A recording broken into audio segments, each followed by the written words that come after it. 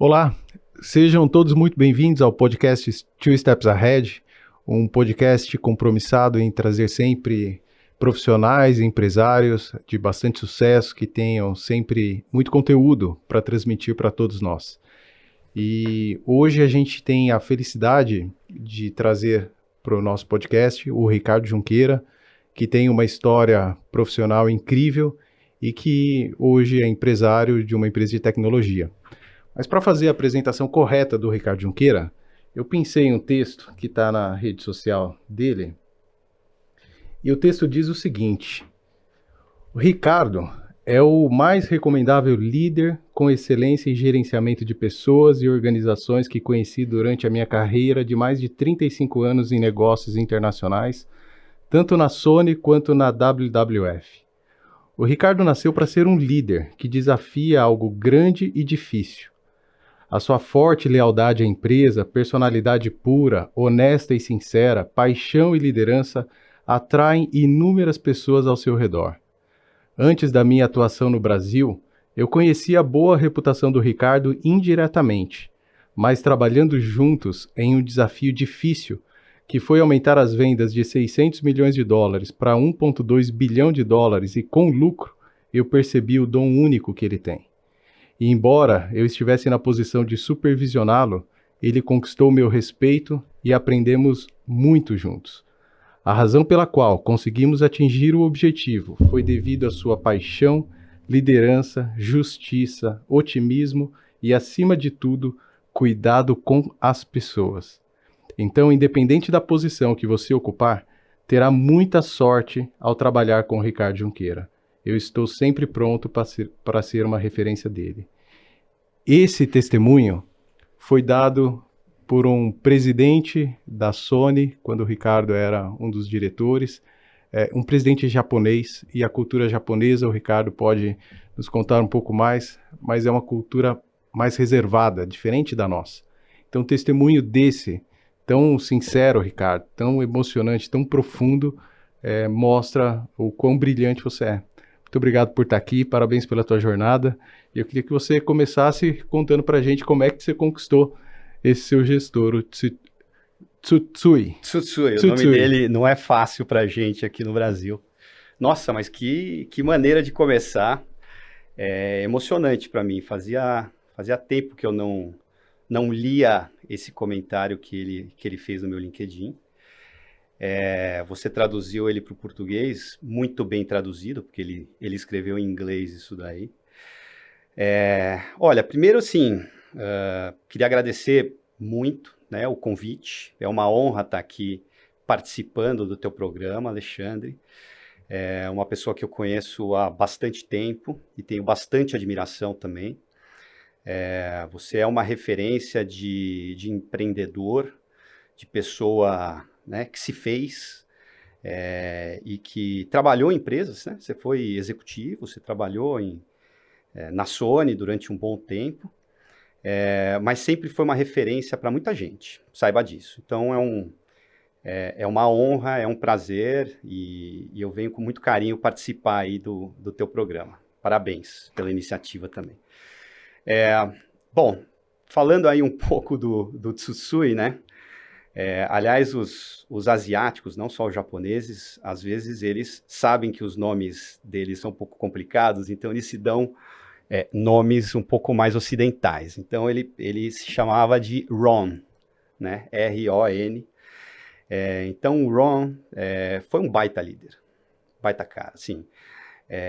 Claro que é muito emocionante, é muito legal saber que ele pensa essas coisas de mim, mas às vezes você conhece muito da pessoa pela maneira como a pessoa escreve e descreve uma outra pessoa. Então é realmente especial, né? Ele foi um dos primeiros líderes que eu tive assim que realmente me inspirou muitíssimo. Eu acho que eu devo uma boa parte do que eu sou hoje a ele. Um cara absolutamente transparente e honesto, né? Você sempre sabia o que ele estava pensando. Um nível de confiança altíssimo nas pessoas que trabalham com ele.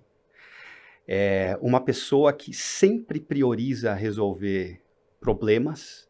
Aprendi muito isso com ele, assim, eu tinha talvez uma certa tendência de pegar problemas e falar, olha, não, esse negócio é importante, eu vou atacar, mas eu vou deixar para depois, eu vou fazer essa outra coisa primeiro, e ele não. Ele entendia perfeitamente a definição de líder, e uma das definições de um líder é saber limpar a sujeira, resolver os problemas para que os outros possam trabalhar. Então ele fazia isso como ninguém. Tem um problema, ele resolvia na hora, parava o que ele estava fazendo e resolvia. E uma capacidade também de liderar, falar e entender as pessoas incrível. Mesmo sendo de uma cultura muito diferente, acho que você falou, acho que a gente vai falar bastante da cultura japonesa, da Sony aqui, que eu me formei lá. Enfim, cara, um cara muito, muito, muito inspirador. Muito legal, parabéns pelo teu começo aí. Bacana. Deixa eu te falar uma coisa, na verdade algumas. Primeiro que o respeito e a admiração, ela é mútua. Você participou de um grupo na Sony, quando eu estava lá, que foi fundamental para o meu desenvolvimento, tanto profissional, como executivo da Sony, depois da Siemens, quanto como empresário. Porque você e os seus pares tinham competências técnicas que eu não tinha. E uma das coisas assim, mais absurdas daquela época para mim era que vocês falavam inglês e eu não falava inglês. Então eu olhava assim para você, para o Rafa e para outros colegas de lá, e eu ficava pensando que eu precisava encontrar uma solução para o meu problema. E quando você fala do Ron, que buscava resolver problema, eu tive que aprender durante toda a minha carreira, tanto como executivo quanto agora como empresário, a resolver os meus problemas. E essa dinâmica, ela é muito maluca. Então eu tive líderes extremamente exigentes, né? Um deles foi o Oscar, que você conhece, que depois acabou virando amigo, mas extremamente exigente. E o que eu tive que aprender a fazer o tempo inteiro? Resolver problemas. Então você, ao lado de outros colegas, me trouxe alguns problemas. Eu vou te dar 2 exemplos assim práticos e reais de momentos que eu olhei para você e falei assim, puxa, eu estou muito na roça, eu vou ter que correr muito atrás. Primeiro, o inglês. Falavam inglês com os japoneses que comandavam a empresa com uma desenvoltura, com uma perfeição, e eu olhava e pensava que eu estava muito, muito, muito para trás. E depois a gente teve um evento, se eu não me engano, em Campinas, e eu creio que a sua família tinha uma Quantum. Você lembra da Quantum? Tinha uma Quantum vinho. Falamos vinho, junto. Vinho. E a gente foi para um evento, e eu creio que tenha sido em Campinas, se não foi Campinas, foi Ribeirão, e você foi com a Silmara, que era uma promotora que a gente tinha, que era da época de filmadoras, onde você começou. E quando você chegou lá com a Silmara, eu olhei e falei assim, puxa, eu tenho um outro gap. Eu preciso me relacionar mais com as pessoas, com a mesma desenvoltura que o Ricardo mantém os relacionamentos dele, porque você sempre manteve um relacionamento muito amistoso com todo mundo.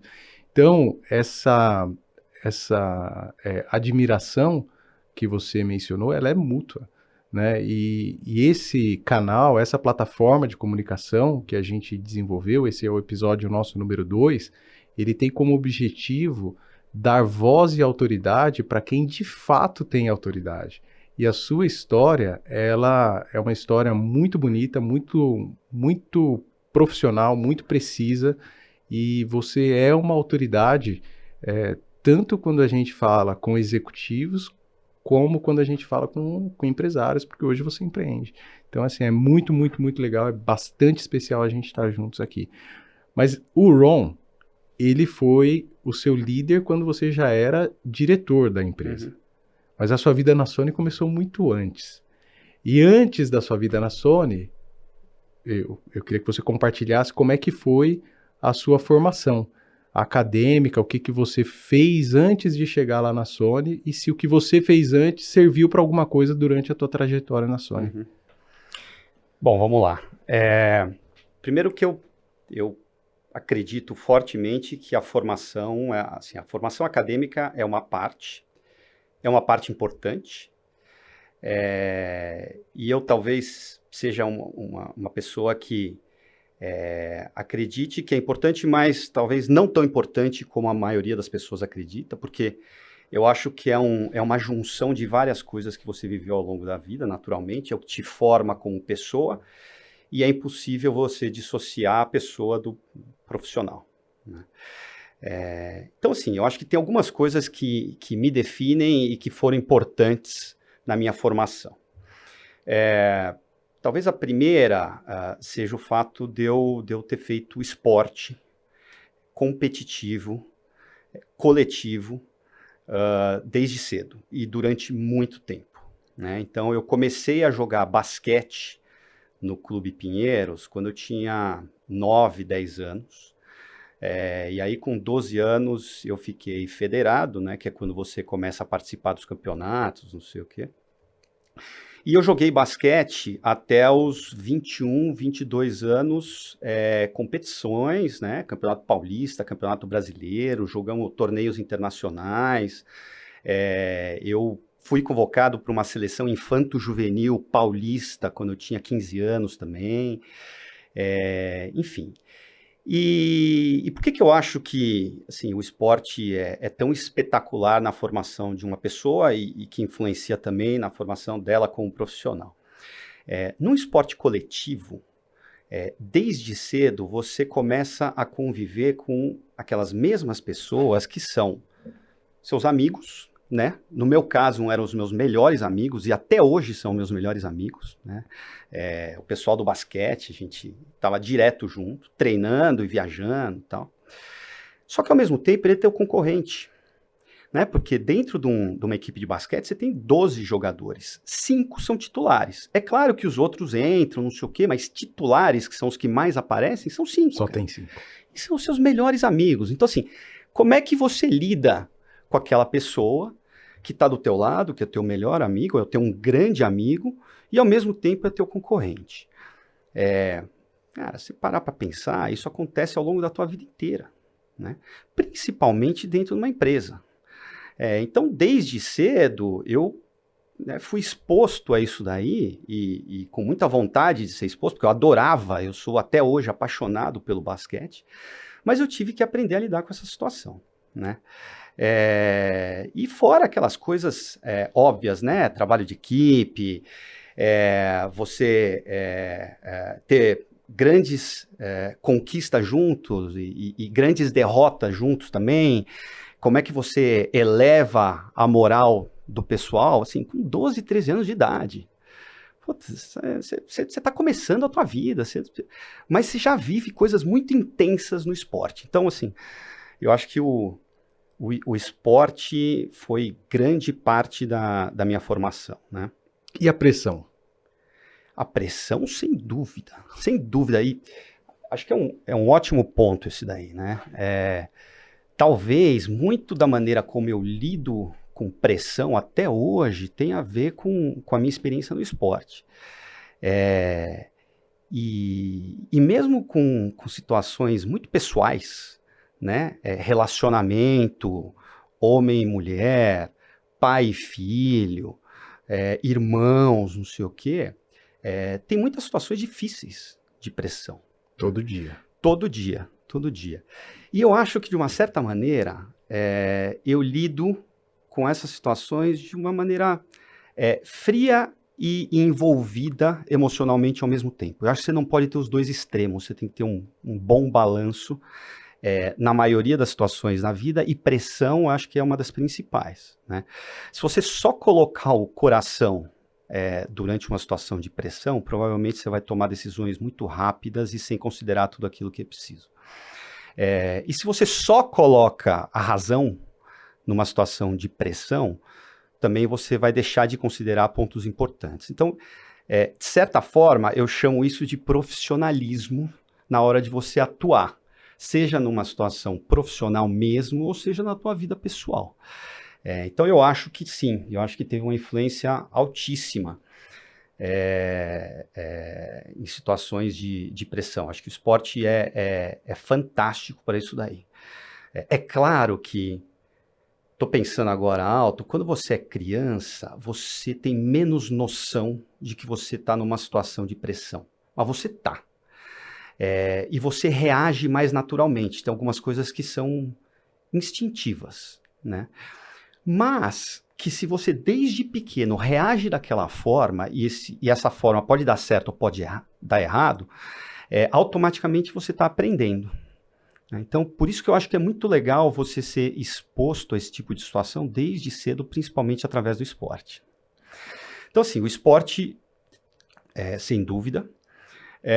Uma outra coisa que foi muito importante na minha formação foram os meus pais. E aí parece meio clichê, né? Porque, primeiro que é óbvio, né? Claro, você, né? Desde o início com eles tal, e muita gente fala isso, mas no meu caso especificamente tem muito a ver com a formação dos meus pais. Meus pais são psicanalistas, os dois. Olha só.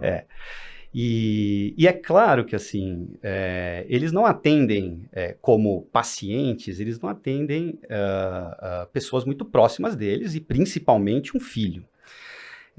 Mas, a partir do momento que você está do lado de alguém que trabalha com isso, que é psicanalista, e tem uma mentalidade de psicanalista, você acaba absorvendo algumas coisas por osmose. Sem né? dúvida. Então, eu acho que isso ajudou muito na minha formação mental, né, psicológica, de como talvez entender a importância de entender o outro, antes mesmo de entender você, né?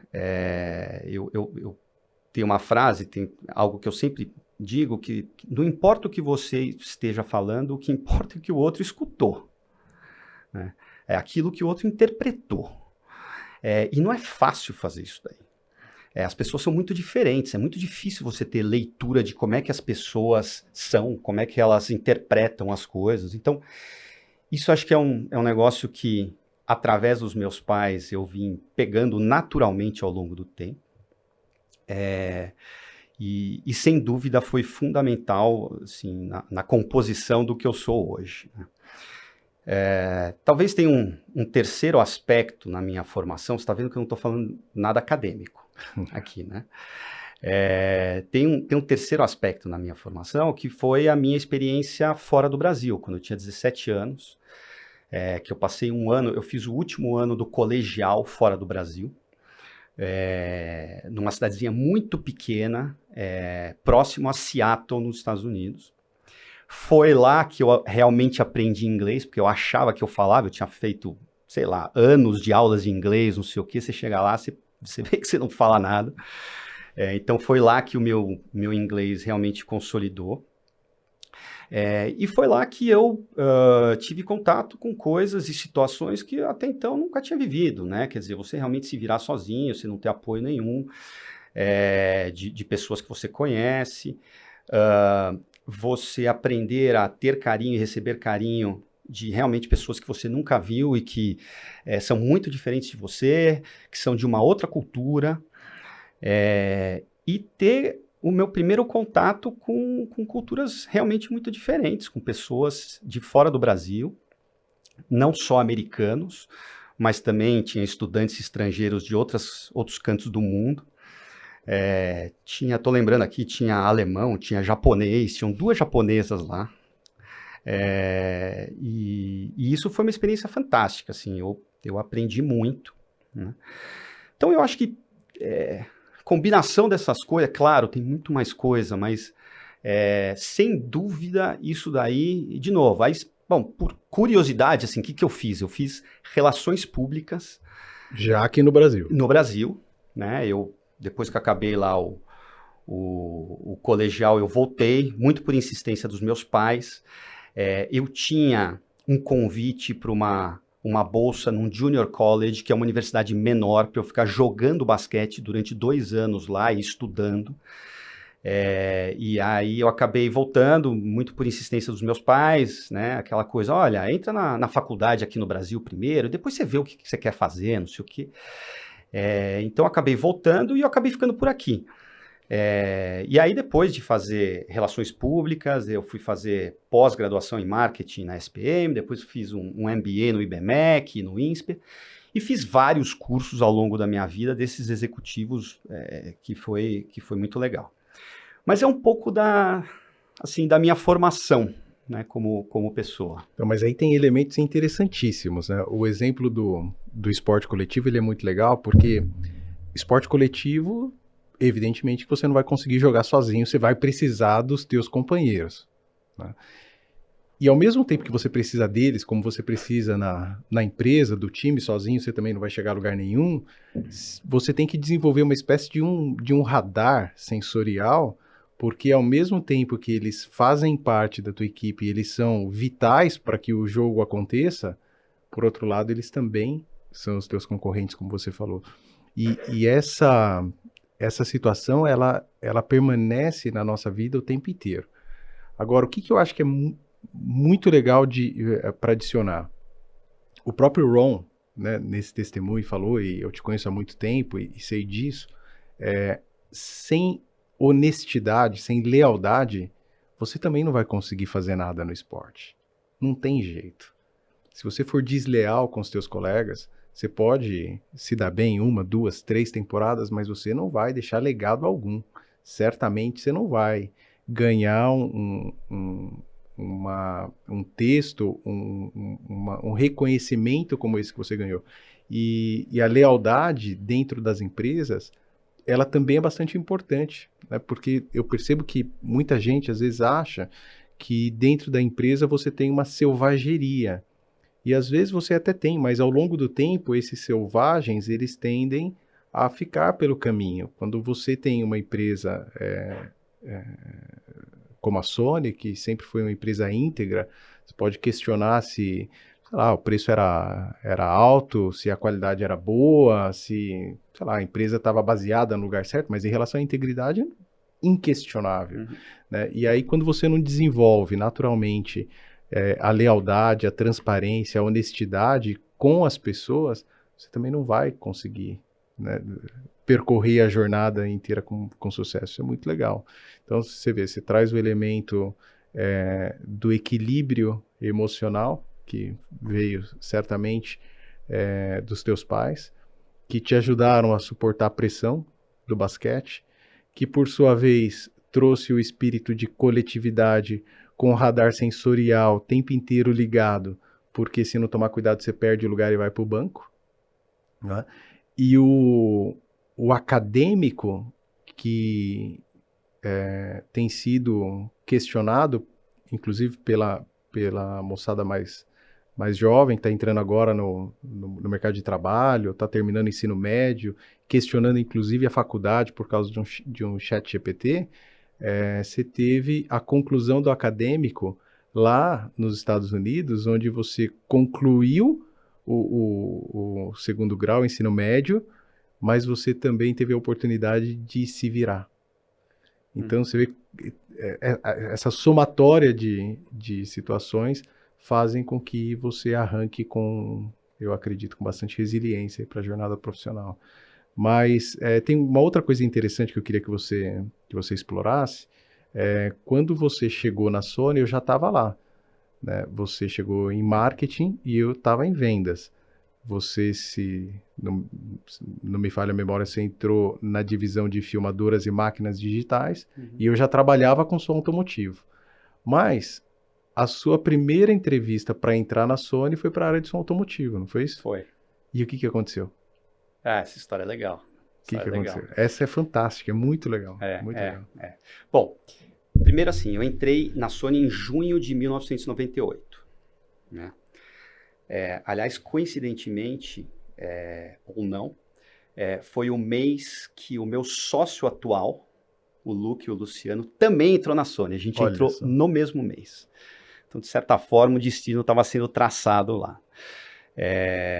Então, assim, eu entrei e eu tinha participado de uma entrevista, ou de algumas entrevistas, para uma posição anterior a essa eu acho que era assistente de marketing, era um acima do estagiário.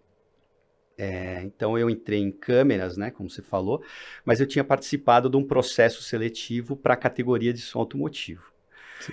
E foi um processo longo, com várias entrevistas, não sei o quê, e no final ficou entre duas pessoas, né? Isso eu fiquei sabendo depois, naturalmente, né? Eu sabia que eu estava na fase final do processo, mas eu fiquei sabendo depois um pouco dos detalhes dessa história. Ficou entre eu e o Rafael Bongiorno, que foi o cara que pegou essa posição de assistente de marketing uns 6, 8 meses antes de eu entrar na Sony, para som automotivo.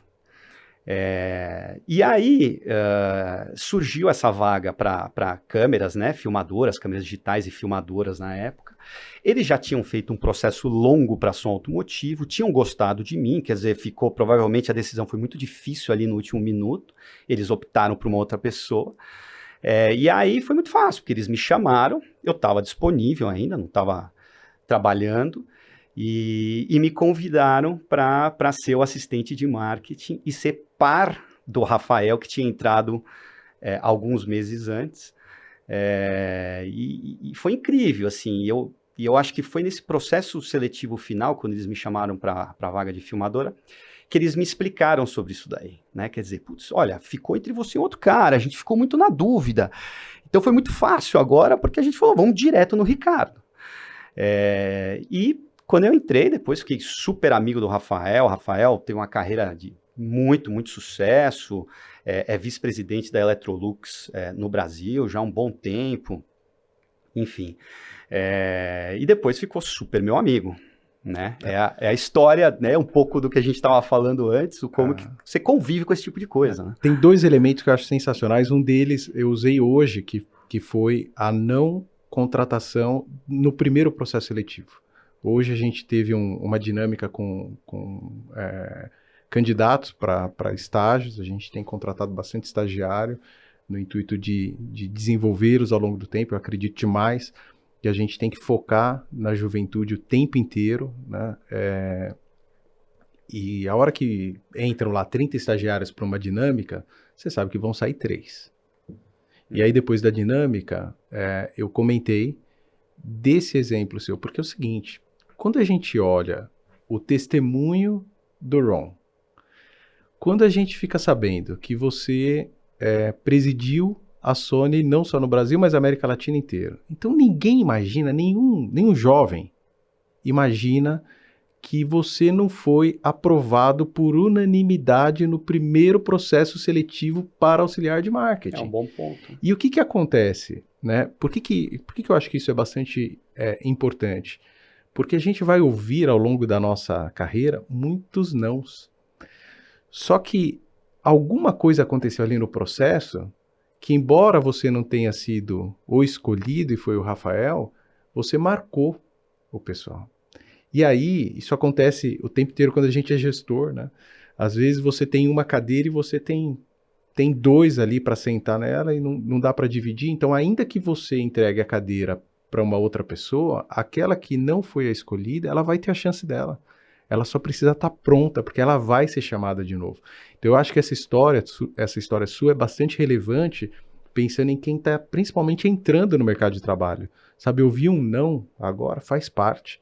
Né? Segue firme, porque o sim pode vir exatamente da direção que te deu o não. Então, eu acho que isso é muito legal, dá uma desmistificada, né, numa visão que muita gente tem, principalmente os jovens, de que o presidente da empresa é um ser absolutamente superior, né? E eu creio que ele tem muitos méritos, né? Você foi presidente da Sony há muito tempo, preside a sua empresa, eu presido a minha, mas nós somos pessoas normais, que têm hábitos absolutamente convencionais, que a gente foi desenvolvendo ao longo do tempo, uma série de elementos, a resiliência, a persistência, o resolver problemas, o correr atrás para equilibrar a sua deficiência, mas eu acho que é bastante legal essa passagem, sabe?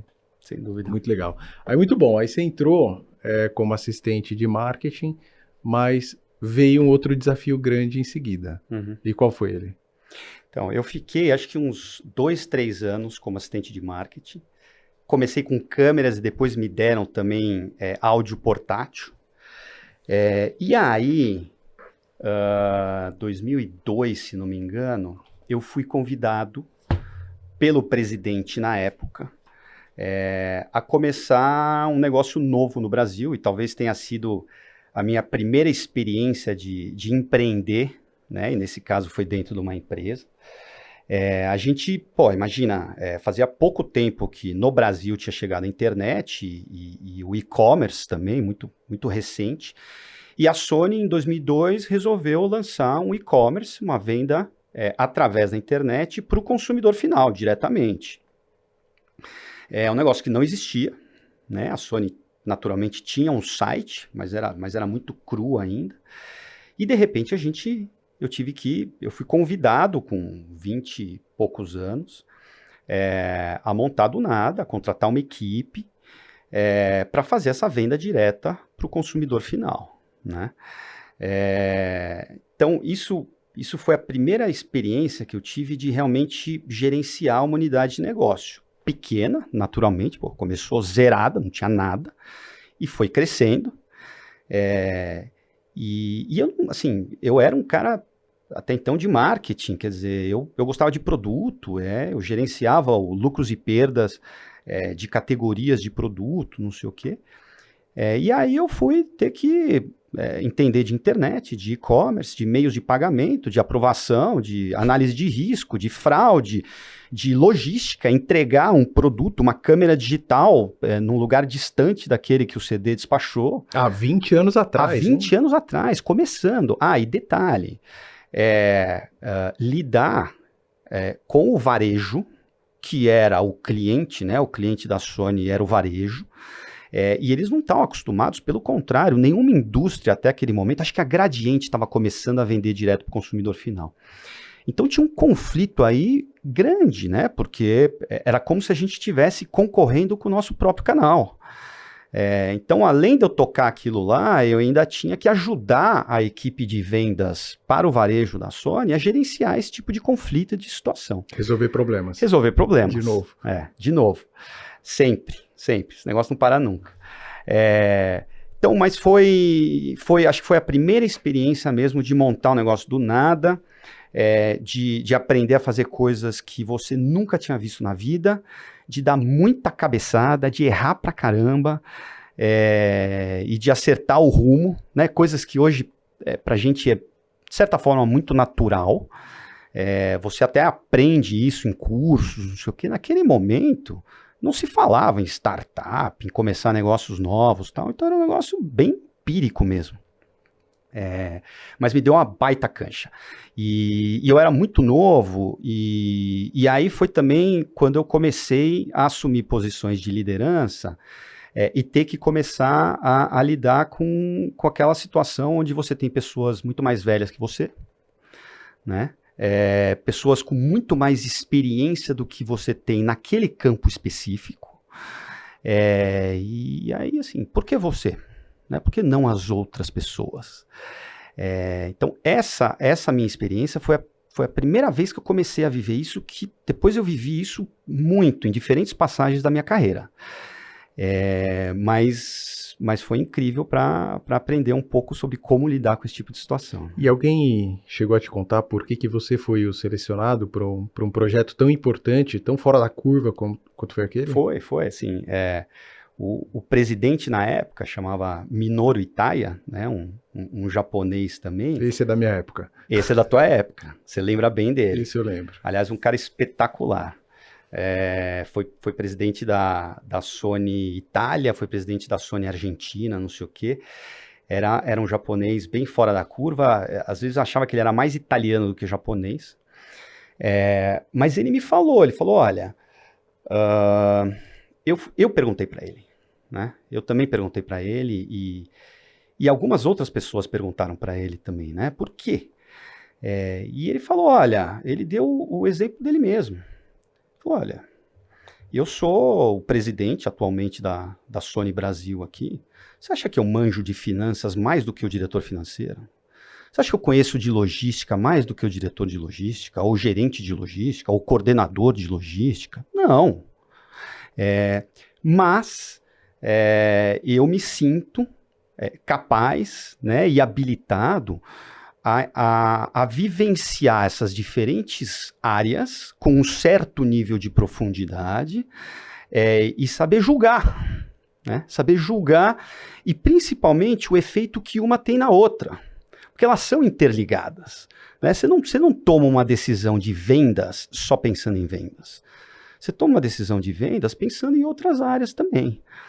Então, apesar de muito novo e naturalmente eu não tinha passado por todas as áreas, e eu acho que não é um pré-requisito para você liderar alguma coisa, você ter passado por todas as áreas, mas é sim um pré-requisito você ter a capacidade de julgar as coisas, de avaliar, de entender e de escutar, de ouvir o outro. Escutar um conselho, né? Você tem que estar sempre com a escuta ativa para você absorver o máximo de coisas possível e saber julgar. Eu falei, é verdade. Até então eu não tinha essa percepção. E eu acho que esse ensinamento ele me ajudou em várias outras fases da minha carreira também. Toda vez que eu assumi uma nova posição, eu tinha certeza absoluta de uma coisa, que eu não estava preparado. Estava preparado. E eu acho que a maioria das vezes, quando você é promovido, você não passou por aquilo, como é que você sabe se você está preparado? E você, agora, você precisa ter a capacidade de se preparar com o avião já lá em cima e de julgar, e de escutar e de julgar as coisas, no bom sentido. Claro. Faz sentido para você se eu disser que um gerente, ele tende a ser promovido para uma diretoria se ele já se comportar como se fosse um diretor? Ou você acredita que não? Ele é um bom gerente, ele executa todas as atividades como um bom gerente, e aí pelo mérito específico de ele ser um gerente, ele é chamado à posição de diretoria. Eu acredito que sim. Aliás, muita promoção acaba sendo errada, porque você promoveu uma pessoa que estava performando de maneira maravilhosa naquela posição especificamente, mas ela não se projetava dessa maneira como você está falando para uma posição superior. E de certa forma, quando você faz isso, você tá se provando, você está se mostrando e você está se preparando para essa posição, né? E eu já vi muitas vezes alguém que foi promovido, que era um gerente espetacular, uma pessoa técnica, que naturalmente super valorizada, e que acabou sendo promovido e assim, as pessoas, dificilmente uma pessoa vai recusar uma promoção. Mas às vezes ela não tem, ela não quer, de uma certa maneira ela não quer, não tá. E eu acho que as promoções são muito mais assertivas quando acontece isso que você falou. Esse cara não está totalmente preparado, mas ele está me dando sinais aqui de que ele pode ser um bom diretor, de que ele pode ser um bom presidente, porque ele tem isso, isso e isso. Isso é fundamental. E uma outra coisa que eu acho que é fundamental para você ser promovido é você se tornar não necessário. Você criar uma situação onde a tua equipe ela anda tão bem, ela funciona tão bem, ela está tão redonda, que se você sair de férias 2 meses, aquele negócio vai continuar no mesmo ritmo. Você montou aquilo lá, junto com outras pessoas. Então você se torna desnecessário, mesmo tendo uma performance espetacular. Então isso é algo que, de certa forma, naturalmente te joga para cima, te catapulta. Porque você teve uma performance espetacular e ninguém vai querer perder você. Pelo contrário, vai querer que você suba. E você deixou aquela área redonda. Se você sair, não vai ter grandes problemas.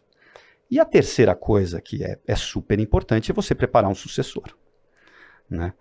Então, assim, eu sei que muita gente que vai estar nos escutando, né, tem idade e vai estar se preparando para esse tipo de coisa. Isso é fundamental, né? Esses pontos que eu falei, eu acho que é uma receita boa e que funciona em 90% das vezes. Você formou algum presidente de empresa? Cara, isso é quase um indicador, é um KPI para mim, é quase um indicador de performance para mim. E eu formei alguns com muito orgulho, né? Então eu formei um cara que eu formei, né?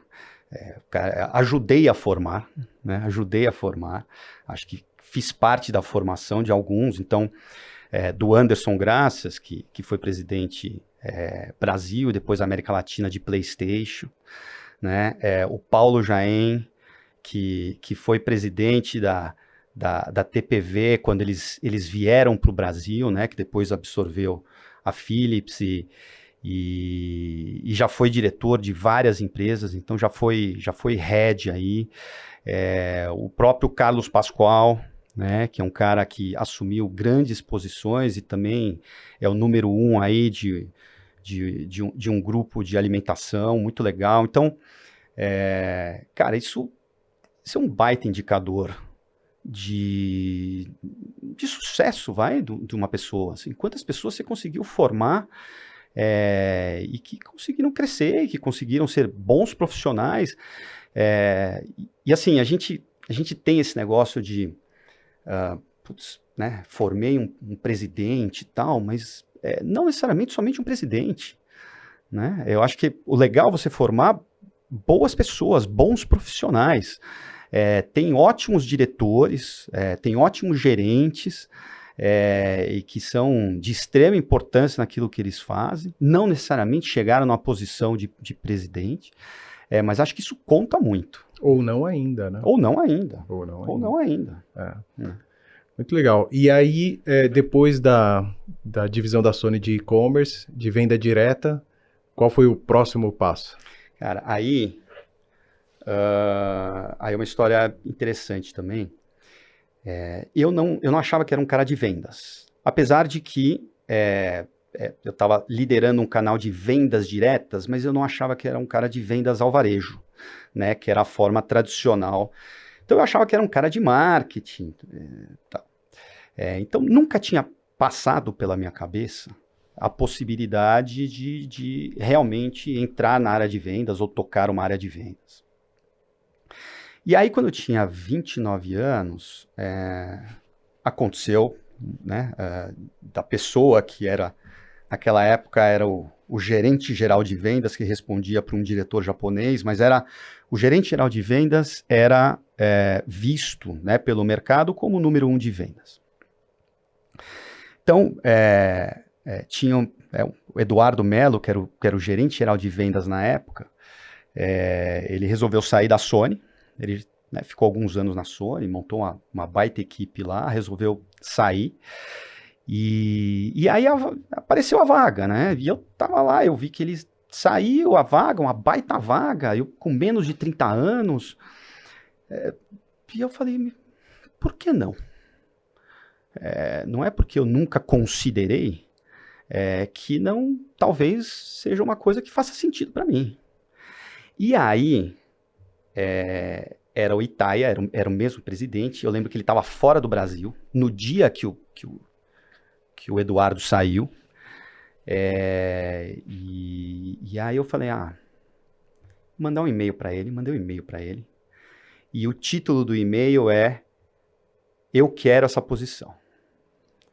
Bem objetivo. Não, assim, sem dúvida nenhuma do que eu queria naquele momento. Eu quero essa posição. E aí, no corpo do e-mail, naquela época falava-se muito por e-mail, provavelmente se fosse hoje ia ser o WhatsApp, ia mandar um áudio, sei lá. Ou ia ligar para ele, não sei.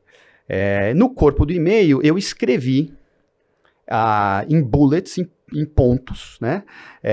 Por que eu achava que eu era a pessoa ideal para aquela posição. Mandei para ele, cara. Falei, não quero, assim, se eu realmente quero essa posição, eu não quero dar espaço para ele pensar em outra pessoa. E aí ele respondeu ao meu e-mail e falou assim, faz sentido, eu já tinha pensado nisso, quando eu voltar para o Brasil a gente conversa. E deu certo, cara. Ele voltou depois de alguns dias para o Brasil, me chamou e falou assim, não, eu queria te convidar para ser o gerente geral de vendas da Sony no Brasil. E aí falei, bom, agora, cara, rolou, né? Rolou, agora vamos pras cabeças, vamos pra cima. Mas foi assim, cara. Foi através de um e-mail eu quero essa posição. Olha que interessante, mais dois elementos, né? Primeiro, você resolveu o problema dele com o e-commerce e venda direta. Uhum. Porque era um problema, né? Não existia infraestrutura, não existia equipe. Você, menino ainda, com pessoas mais velhas, talvez sem entender o porquê que você era o líder, com dificuldade para responder para você, mas você resolveu o problema dele. Uhum. E a partir do momento que você resolve o problema do teu líder, você ganha a autoridade.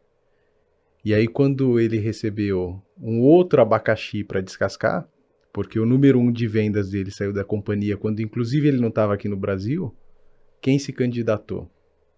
Aquele que já tinha resolvido o abacaxi anterior, que era a venda direta.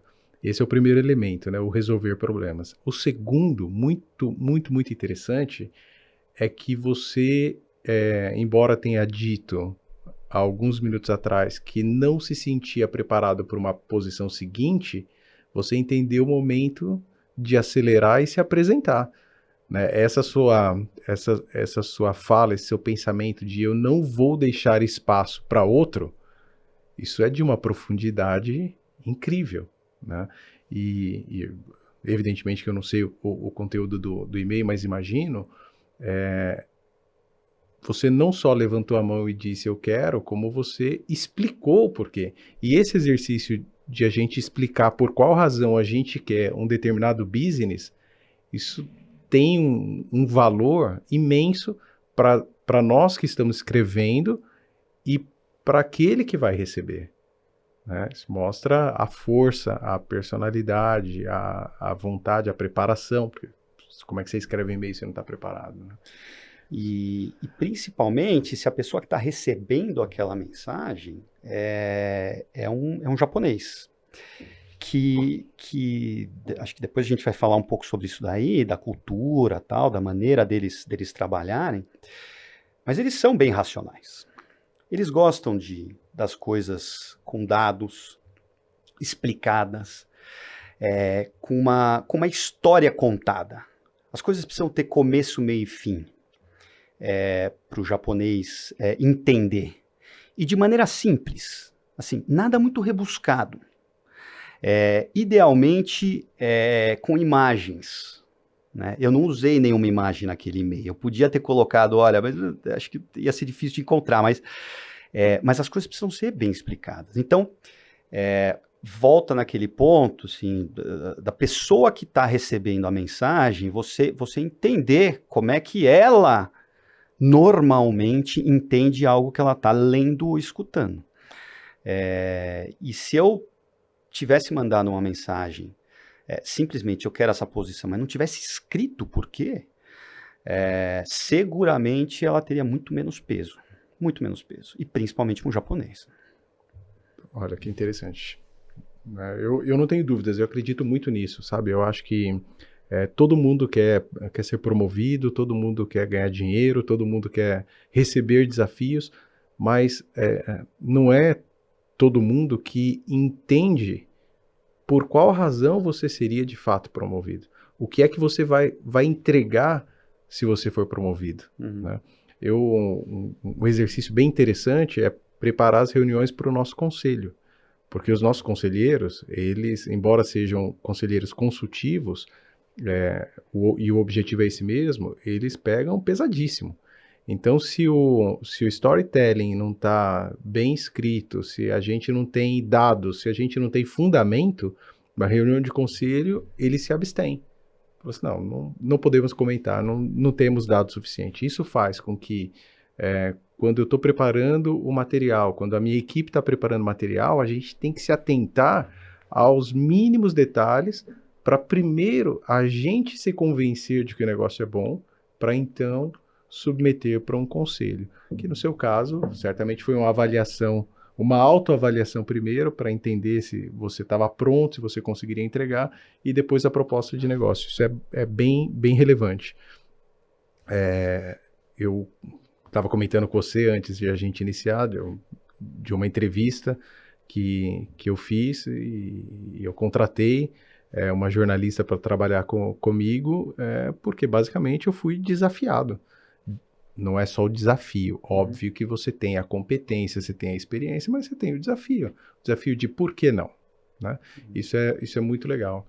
E aí, muito bom. Aí você assumiu a posição de número 1 da Sony, mas tinha mais um passo ainda, que é o nosso destino aqui como executivo, que foi o passo para se tornar o presidente da empresa.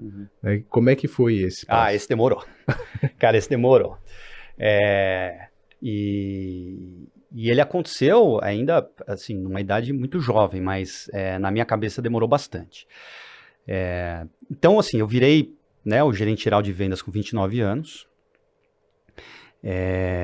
E eu virei presidente da divisão de mobile da Sony em 2013. Foram 10 anos depois, basicamente.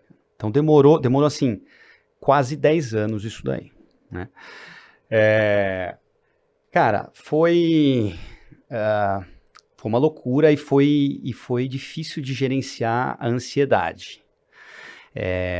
Quando eu cheguei na posição de... Bom, depois de alguns anos eu virei diretor, né, de vendas e assim, aí eu sabia que eu queria coisas mais altas. Até então, tem muita gente que se programa sempre, né? Ele desde criança ou desde pequeno, ele sempre tem uma ideia daquelas coisas que são os próximos passos, o que ele gostaria.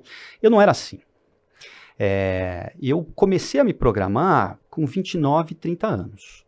Até então, eu estava meio que deixando a vida me levar e estava curtindo, e sempre curti dessa maneira. Quando eu virei diretor de vendas, eu falei, não, agora eu quero ser presidente. Né? Eu realmente quero ser presidente. Presidente aqui ou presidente? Presidente, cara. Presidente. Eu queria tocar uma operação e uma operação grande. E aí era o seguinte, assim, para eu virar presidente da Sony Eletrônicos, que era a maior divisão da Sony naquele momento, muito provavelmente eu teria que ter uma experiência como presidente de uma empresa da Sony menor fora do Brasil. O que até então era algo que eu estava louco para fazer, né? E eu recebi ao longo desse período umas 2 propostas aí. Uma para ir para a Polônia e outra para ir para o Equador, para tocar a operação local, para ser o presidente local da operação da Sony Eletrônicos. E por diferentes razões, né, muito mais pessoais mesmo, a Polônia foi mais pessoal. Equador eu achava que não era uma operação tão relevante assim, mas eu acabei não indo. E teve um pouco também em alguns momentos, eu assim, estava rolando algumas coisas no Brasil que era importante eu ficar para a Sony Brasil. E aquele negócio foi como é que... E assim, para você virar presidente da Sony Brasil, então você tinha que passar por isso daí, alguma experiência lá fora. E aí, essa foi uma história interessante para você ver como é que as coisas acontecem dentro de empresas, e empresas grandes e com governança, não sei o quê. Teve um dia que eu estava passando, já não era mais o Tsutsui, era um outro presidente, o Ron, né? Não era mais o Ron. Então eu já estava há bastante tempo nessa posição, adorando, quer dizer, eu adorava a empresa, adorava a posição, mas estava querendo dar o próximo passo. E aí eu passei na frente da sala do presidente, estava aberto, ele me chamou, Ricardo, vem cá. Cara, recebi aqui uma mensagem do RH lá do Japão, não sei o quê, eles estão com umas ideias aqui que eu acho que não tem nada a ver com você, estão querendo que você seja presidente da divisão de mobile da Sony aqui no Brasil, que era a ex-Sony Ericsson, né? A Sony tinha comprado a parte da Ericsson e que desenvolvia telefone celular.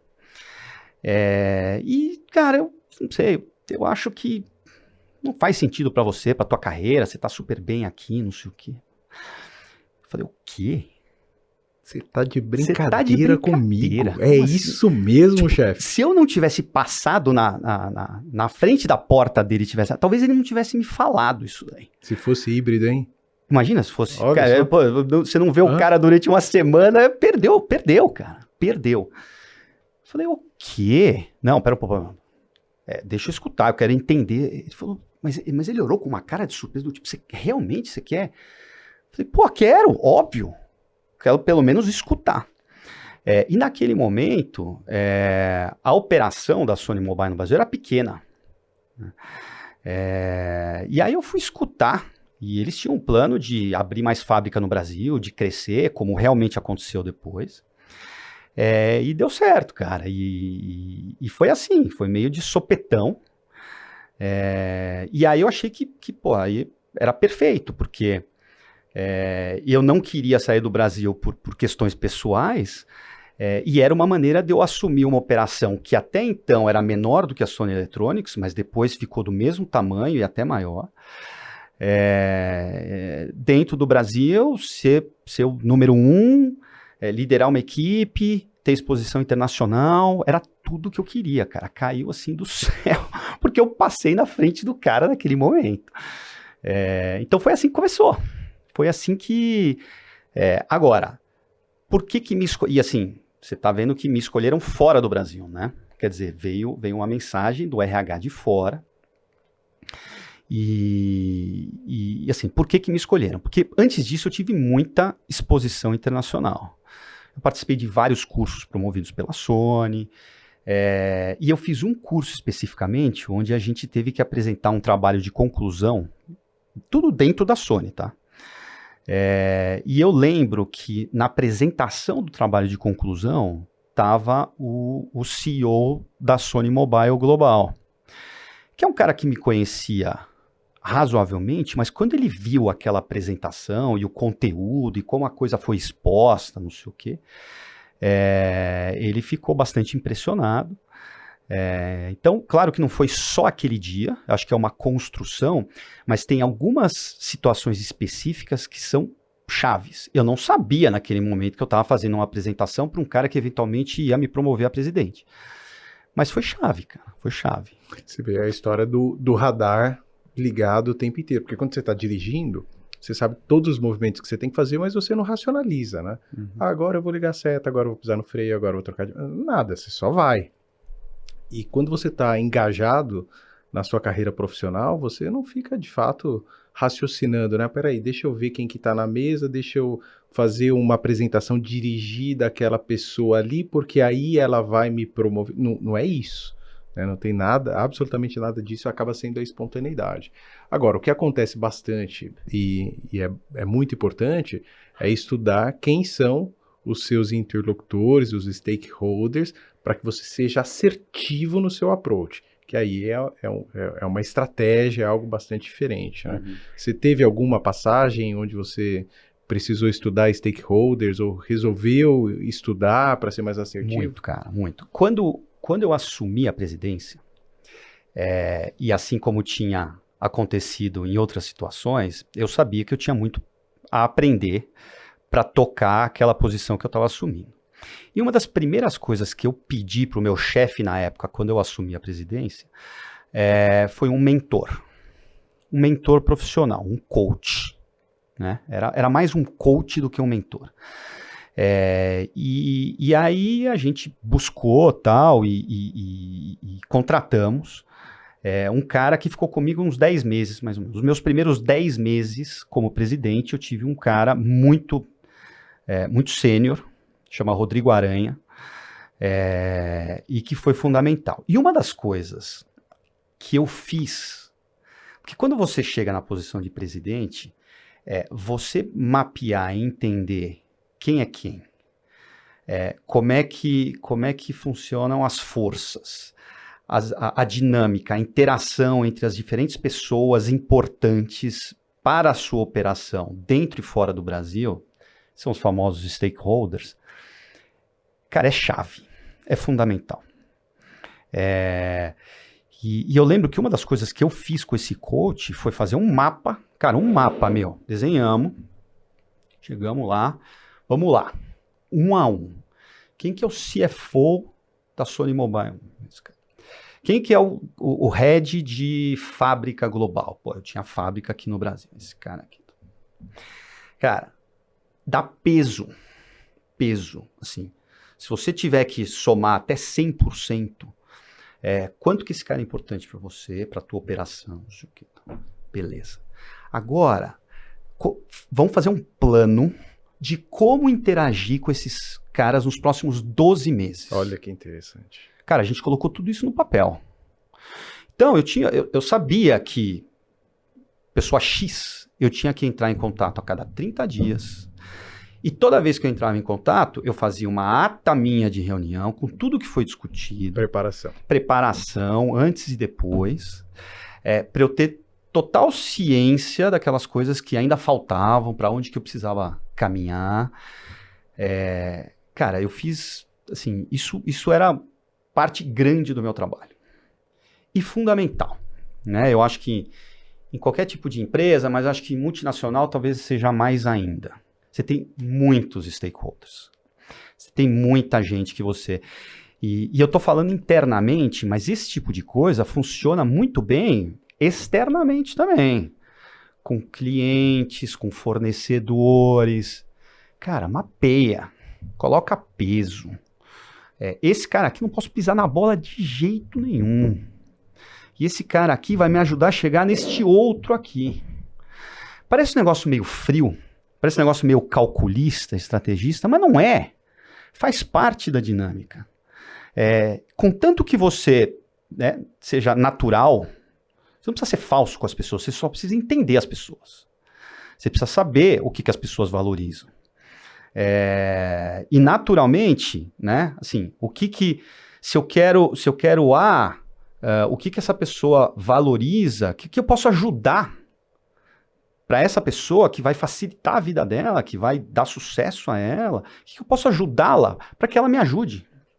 É simples, cara. Não é falso, é natural, faz parte da dinâmica dos relacionamentos entre, né, inclusive entre pessoas, né, fora do ambiente profissional. E eu tinha feito muito pouco isso antes de virar presidente. Essa foi uma das principais coisas que eu aprendi no início, nos primeiros 6 meses, assim. Olha que loucura. Mas é estratégia na veia, né? É estratégia na veia. E eu creio que quando a gente fala de negócios, você não vai conseguir evoluir de forma saudável se você não for um bom estrategista. Não tem condição. Não dá. Você precisa conhecer o tabuleiro inteiro onde você está jogando. Senão você pode tomar um contragolpe, principalmente se você tiver uma estrutura menor, aí a chance de você se recompor ela acaba diminuindo.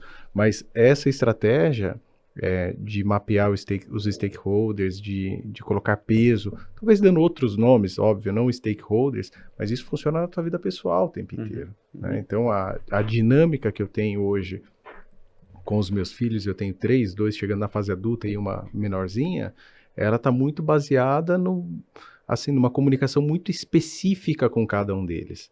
Né? Então, os temas, a tônica, a pressão, ela muda. Se eu tratar os 3 de maneira igual, um vai voar, um não vai se mexer e o outro vai entrar em depressão profunda.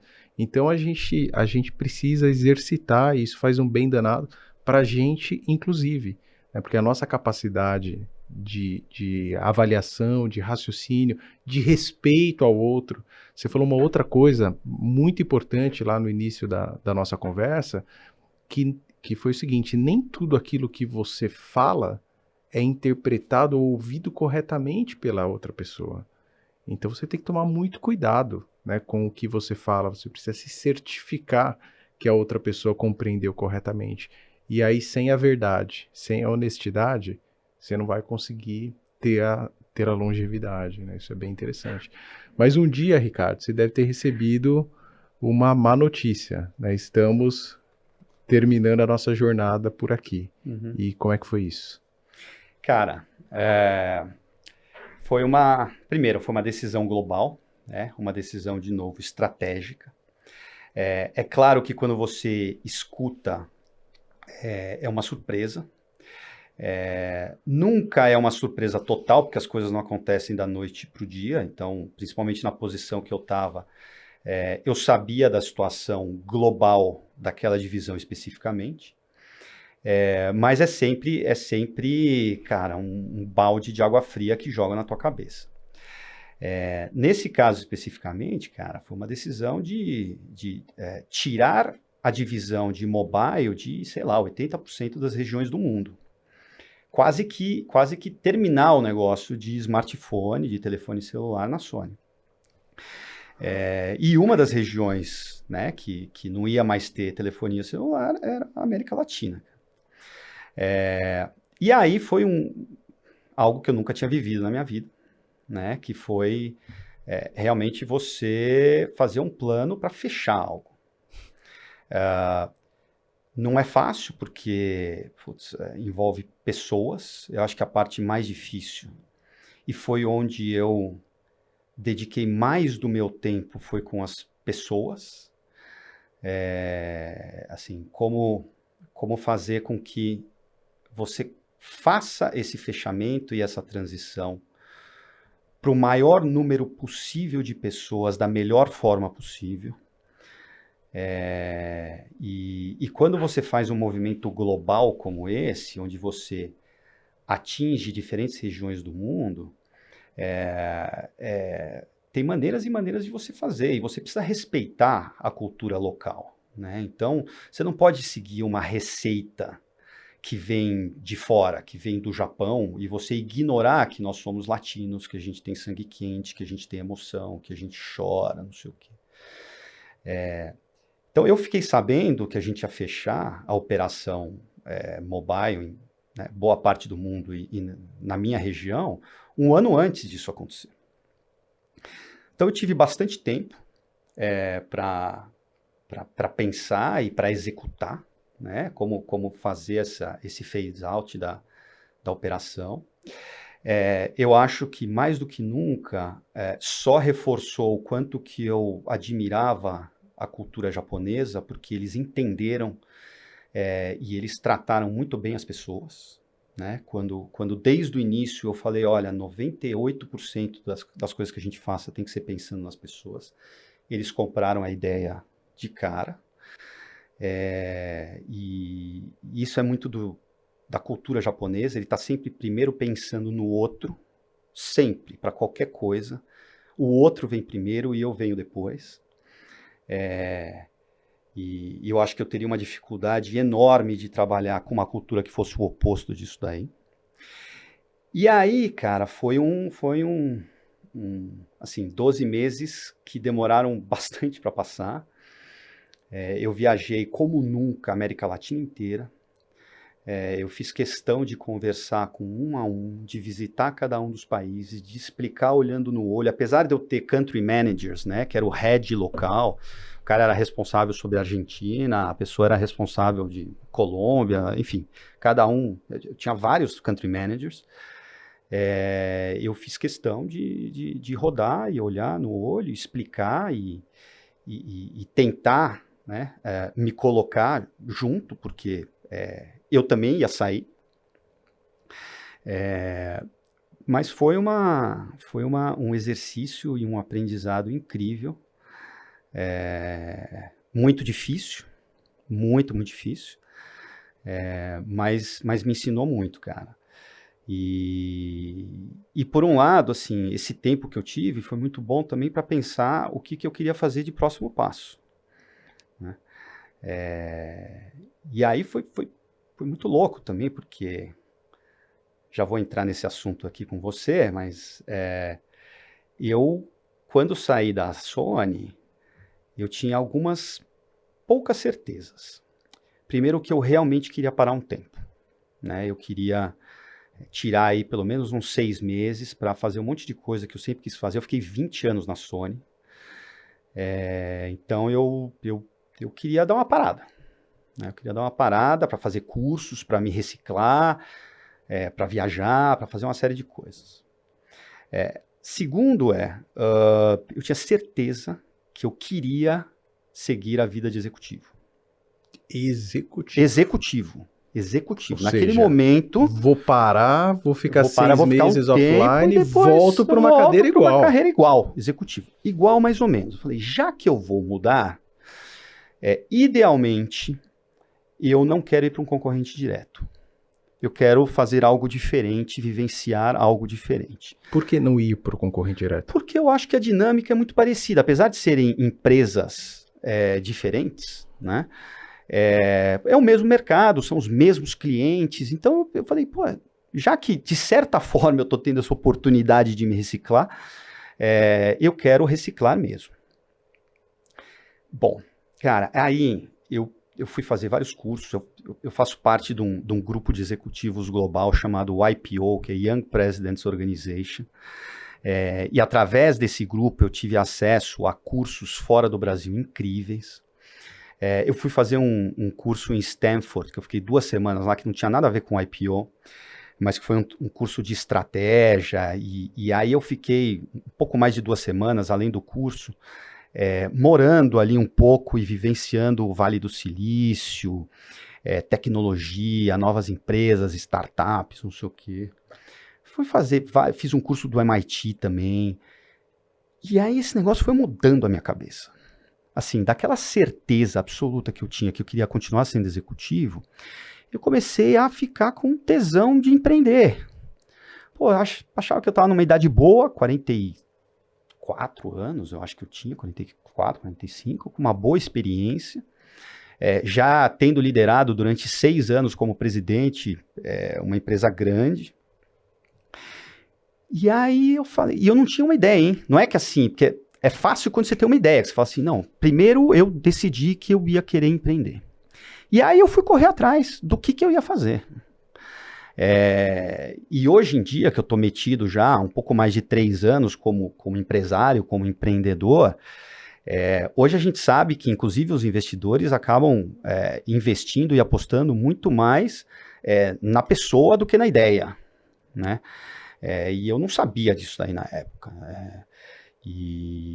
Então, é verdade, eu achava que eu estava pronto, eu como pessoa achava que estava na hora de ir para as cabeças. E eu fui. E você ficou esses 6 meses parado?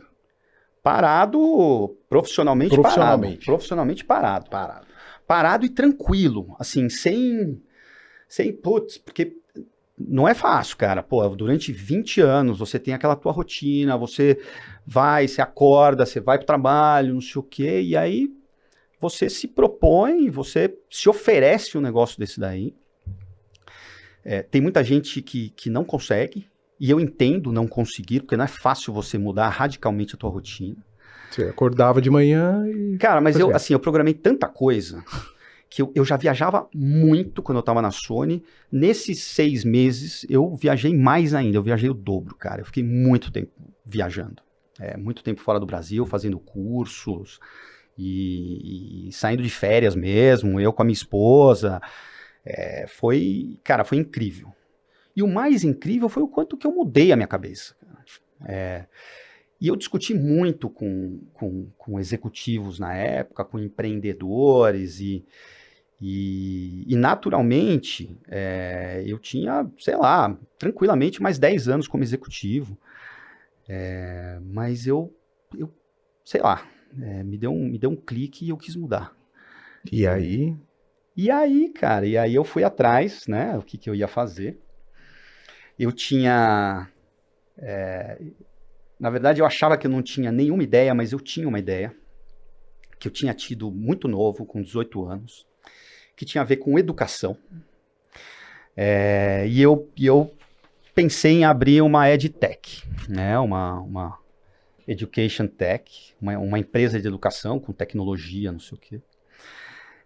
E eu precisava de um sócio que fosse o meu CTO, né, que fosse uma pessoa de tecnologia. Eu precisava desenvolver aplicativos, sistemas, não sei o quê, e eu não tinha, né, não sou um cara técnico assim. E eu fui convidar uma pessoa para ser meu sócio nessa ideia, que é o meu sócio atualmente. Mas aí ele começou a me contar, fazia um bom tempo que eu não via ele, do que tinha acontecido na vida dele nos últimos anos. E aí ele me contou que ele, numa dessas transições entre uma empresa e outra, ele desenvolveu um sistema. Cara, em poucos meses ele vendeu esse sistema para uma empresa enorme, né, para hidrelétrica de Jirau, quer dizer, uma empresa que fatura aí alguns bilhões, que era um sistema que fazia todo o planejamento financeiro, orçamentário, fluxo de caixa de uma empresa enorme e complexa.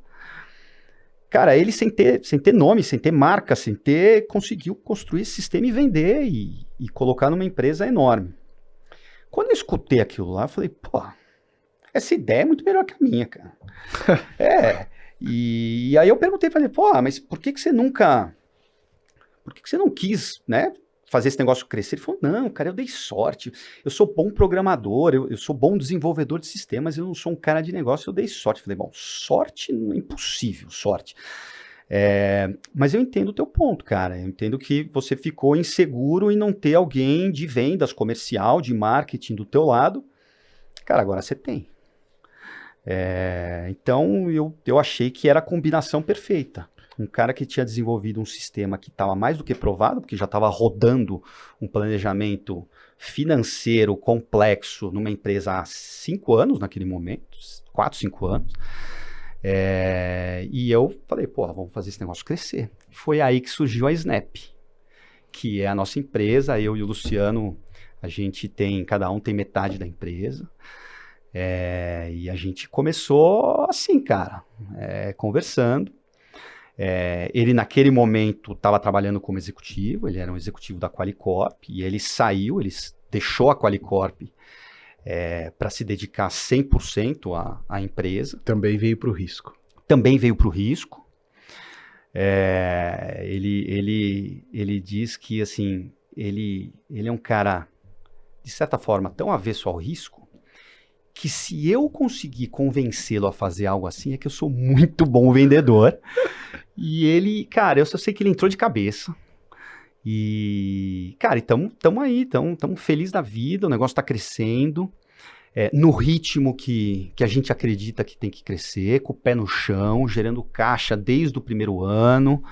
Não trouxemos, não quer dizer que a gente não vá trazer, pode ser que aconteça, a gente, né, gostaria eventualmente em algum momento de ter algum tipo de investidor estratégico, mas a gente não precisou de investidor e não precisa até hoje, e teoricamente não precisará para fazer esse negócio crescer, num ritmo mais lento, né, dando dinheiro, dando lucro, gerando caixa, a gente contratando as pessoas,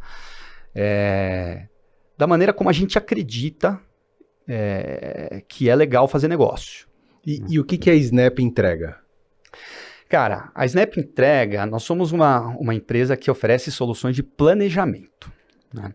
No final, são softwares que ajudam as empresas a fazer uma parte pesada do que elas fazem, que é planejar números, na maioria das vezes, estamos falando de planejamento financeiro mesmo, e que a maioria das empresas usa o Excel, mesmo as grandes, cara. Nada contra o Excel, é uma baita ferramenta, mas chega um momento onde ele não soluciona tudo o que você precisa.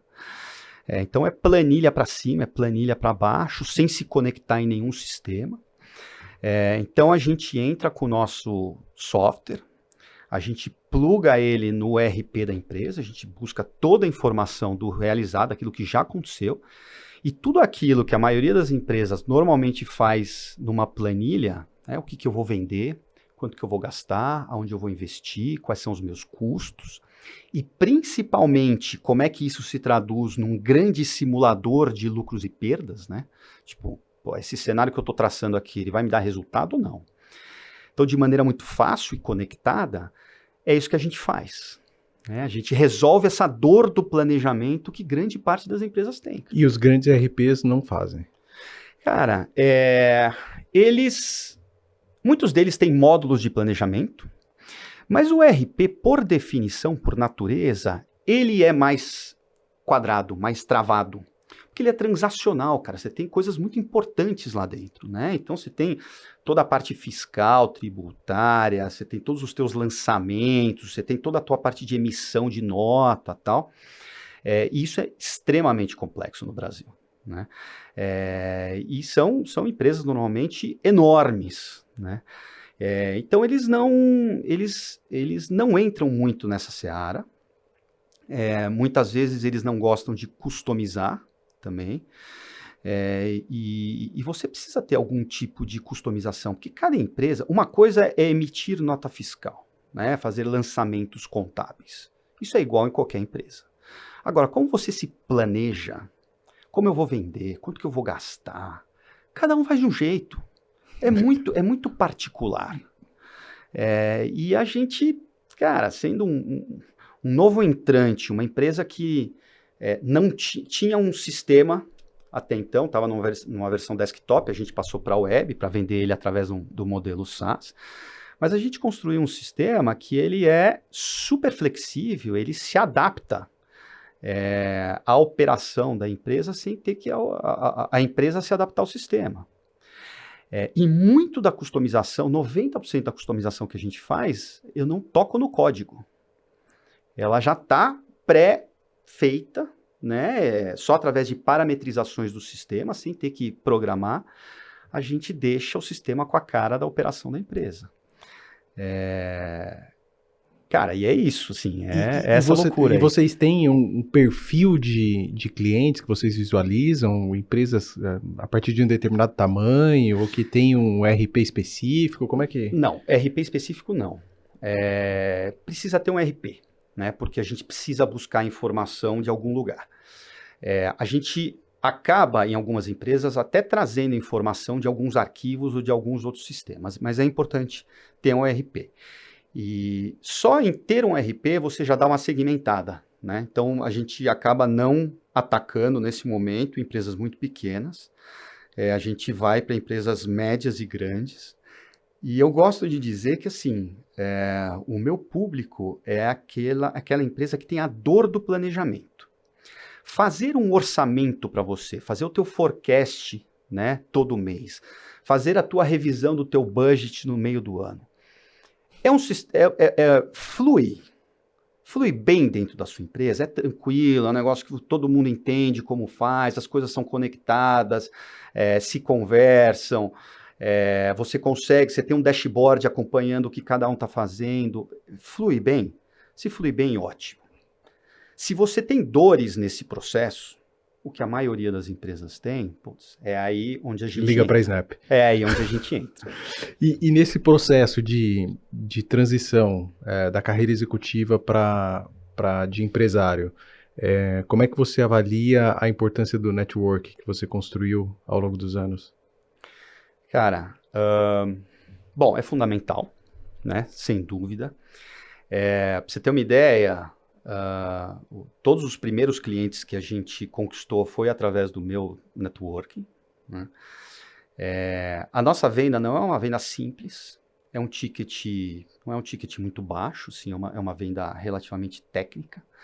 E eu acho que é uma venda de muita credibilidade, porque você está tendo acesso às informações mais críticas da empresa. E você está trazendo uma ferramenta que ela vai ser do dia a dia e extremamente estratégica para ela. Então, para alguém tomar uma decisão de colocar uma ferramenta dessa, precisa ter muita certeza do que está comprando. Então, eu acho que mais do que quantidade, o que ficou mais evidente para mim é a importância da qualidade do teu network. As nossas vendas são longas, né? Às vezes demora 6, 8 meses para a gente fechar um negócio, às vezes até mais. E como a gente focou em empresas maiores, né, médias e grandes, com operações um pouco mais complexas, a qualidade e a confiança que aquela pessoa está te escutando tem em você é fundamental, cara. Fundamental. Na verdade, todos nós devemos entender que a gente tem uma marca pessoal, né? É muito importante. Não faz sentido se a gente... Aliás, primeiro faz todo sentido do mundo se a gente pensar que o Carrefour tá em promoção hoje. Tem promoção de, sei lá, extrato de tomate no Carrefour. Faz sentido, vamos lá comprar o extrato de tomate. Mas não faz o menor sentido a gente pensar que só hoje a Porsche está dando 90% de desconto porque está querendo queimar estoque. Entendeu? Não tem menor sentido. E é muito claro quando a gente pensa em empresas, mas cada um de nós que somos executivos ou que trabalhamos com negócios, a gente tem uma marca pessoal.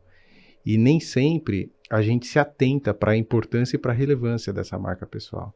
Então, eu acredito bastante que a qualidade do nosso networking, ela está totalmente relacionada com a consistência da nossa marca pessoal. Então, dizer que vai fazer e não entregar nada, isso vai te gerar um networking cada vez mais pobre. E ao longo dos 20 anos de Sony, eu tenho certeza absoluta que você entregou tudo aquilo que você se predispôs a fazer. E é muito tocante te ouvir falar sobre gente. Porque network, embora você tenha hoje uma empresa de tecnologia que conecta lá bits e bytes, mas o network ele é feito através da conexão de gente, né? Então a relevância é muito grande. Agora, a cultura japonesa, e a gente acabou fazendo uma transição da Sony para a Snap muito rápida, mas eu queria que você compartilhasse o que é que você aprendeu de mais relevante da cultura japonesa e que você incorporou e não vai abrir mão, e mesmo sem estar numa empresa japonesa vai levar adiante. Olha, essa tua última frase é muito forte. Não tem como eu não levar adiante. O negócio está tão incrustado em mim e eu gostei e admiro tanto. Realmente a experiência que eu tive com a Sony foi uma experiência fantástica de vida em relação a uma outra cultura e uma outra empresa, né?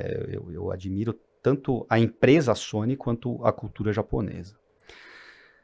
Cara, tantos aprendizados, acho que o primeiro é esse que eu falei aqui, que é você estar sempre preocupado primeiro com o outro e não com você. Você sabe, a pandemia nos ensinou a usar máscara, né?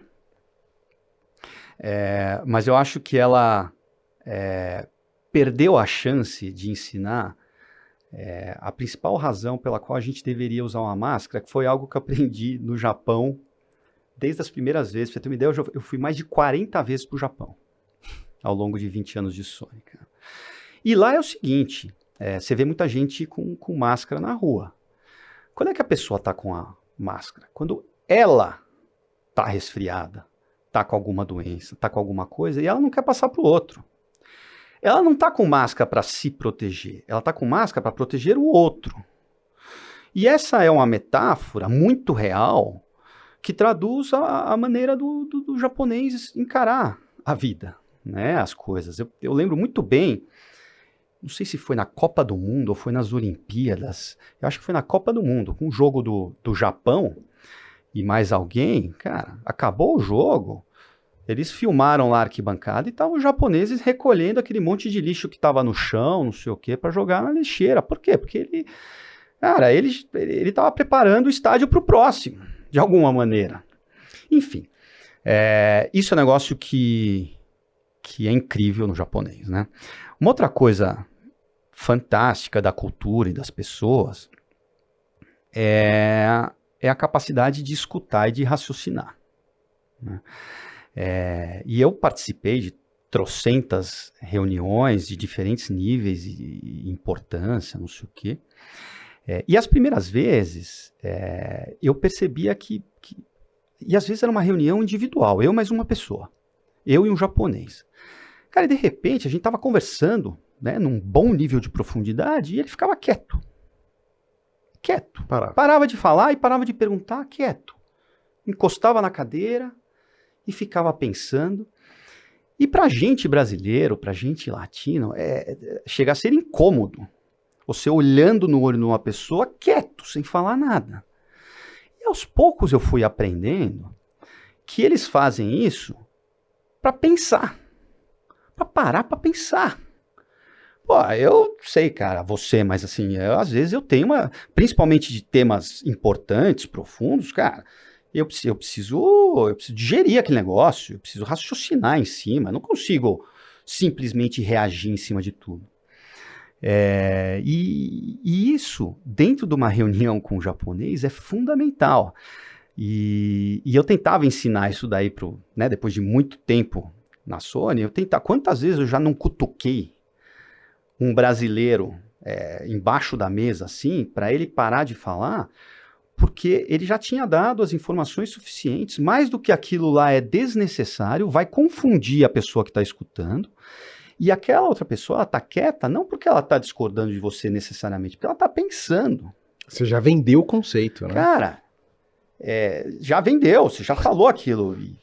E às vezes a gente acha que quanto mais informação, melhor. Cara, essa é uma outra coisa. Você tem que dar a quantidade suficiente de informação para aquela pessoa conseguir tomar uma decisão. Então, eu aprendi muito com isso daí. E é engraçado que, às vezes, eu me pego fazendo isso numa reunião com brasileiros, não sei o quê, e, pô, a pessoa, às vezes é estranho. Às vezes eu explico. Falo, desculpa, cara, eu tô aqui quieto, eu tô pensando. Tô pensando, não tem nada contra você, eu não tô puto com você, né? Eu tô simplesmente pensando, cara. Tem pessoas que entendem, tem pessoas que gostam, tem pessoas que não gostam. Mas, assim, praticar a escuta ativa e entender, né, o quanto que você pode falar, o quanto que você não pode falar, é uma coisa que eu aprendi muito com eles, cara. E tem algumas outras coisas muito interessantes da cultura japonesa, que, assim, eles têm essa questão da hierarquia, apesar de que a Sony é uma empresa que, do ponto de vista de gestão, sempre foi considerada muito moderna lá no Japão. Então, existe hierarquia dentro da Sony? Existe. Você tem que respeitar algumas coisas, sim, mas muito menos do que a média da cultura japonesa, né? Então, é uma empresa muito mais aberta, muito mais dinâmica do que a média da cultura. Não chega a ser uma Netflix. Não, tá longe de ser uma Netflix, cara, mas assim, você tem que lembrar que o Grupo Sony é um grupo grande, né? Então você tem PlayStation lá dentro. PlayStation é um outro bicho, cara, é um outro mundo. E é tocado por pessoas muito diferentes dentro do grupo tradicional. Então você entra numa empresa dessa, numa divisão dessa específica, pô, tem Sony Pictures lá dentro, tem Sony Music. Arte na veia. Michael Jackson era um artista Sony Music. Então, assim, tem... mesmo dentro do mesmo grupo e da mesma empresa, você tem coisas muito diferentes lá. E essa questão de hierarquia é engraçado, porque ela gera algumas coisas que são traduzidas, por exemplo, de novo dentro de uma mesa de reunião. Numa mesa de reunião, eles sentam da maior posição para menor. Na verdade, na maioria das vezes, o número 1 mais alto, ele senta na segunda posição da mesa. A primeira é o braço direito dele. E aí vai decrescendo até chegar, talvez, no estagiário, que é o último lá na mesa. E, normalmente, esse cara aqui, que é o mais alto, ele não abre a boca na reunião. Não fala nada. Mas isso não quer dizer que ele não tenha nada para falar. Ele já falou, porque, na verdade, a reunião é uma mera formalidade. As coisas já aconteceram tudo antes. Já foi tudo alinhado antes. As pessoas têm muita clareza daquilo que vai acontecer na reunião. Não é toda reunião que é assim, são as reuniões mais importantes, naturalmente, né? Você tem reuniões de preparação que são mais dinâmicas. Mas aquelas mais importantes é uma formalização daquilo que está sendo acordado. E é engraçado, cara, que muitas vezes,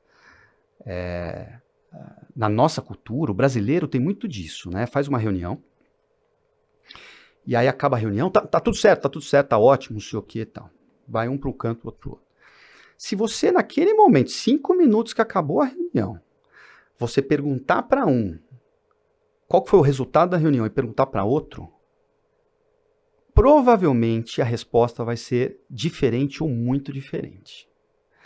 Quando você faz um processo longo e burocrático, que nem esse que eu acabei de descrever na cultura japonesa, tem uma coisa que não acontece, é falta de alinhamento com relação àquela decisão que está sendo tomada, aquele caminho que está sendo seguido. Então, assim, eu acho que tem assim, nem um extremo nem outro. Acho que é interessante você pegar o bom dos dois mundos, mas eu aprendi muito numa reunião com brasileiros. Olha, vamos lá, vamos ver se todo mundo entendeu a mesma coisa. Eu que fazer um fechamento daquela reunião do tipo, ó, é isso mesmo? É isso, não sei o quê. E claro, documentar de alguma maneira. Cara, então são essas coisas e eu vou te falar, depois de trabalhar 20 anos numa empresa japonesa, eu acho que eu teria, onde a honestidade, a transparência, a confiança são valores quase que intocáveis, eu teria uma dificuldade enorme de trabalhar numa empresa que tem uma cultura mais canibal, onde você, né, as pessoas estão sempre pensando o que eu vou fazer, porque esse negócio, sei lá o que o outro vai falar. Assim, política existe em todo tipo de empresa, mas eu acho que tem uma política mais perversa e acho que tem uma política boa. E eu acho que dentro da cultura japonesa, da empresa japonesa, eu entendi como é que é uma política boa, transparente, sem pensar, né, sem sacanear o outro. Cara, assim, raríssimas vezes eu vi uma pessoa sacanear a outra. E, cara, isso virou o que eu acho que já era o que eu já era muito assim. E isso só me deixou mais sedimentado com esses valores da cultura japonesa. Entendeu? Legal, Ricardo. E para a gente começar a fazer o fechamento aqui, eu queria entender o que é que você levou para a Snap, né, da cultura japonesa e dos ensinamentos. O que você já levou, o que você está em vias de levar, qual que é a cultura que você quer implementar dentro da Snap? Bom, desde a primeira semana que a gente montou a Snap, a gente se debruçou e criou a missão, visão e valores. A gente nem sabia direito o que a gente estava vendendo ainda, mas a gente criou isso daí. Então, desde o início, a gente tinha uma ideia assim, de que tipo de cultura que a gente queria implementar. Muito veio da minha experiência e da minha vivência com a cultura japonesa, né? Então, a questão da honestidade, da transparência, que são, de novo, o negócio do clichê, né? Cara, mas é só você praticar.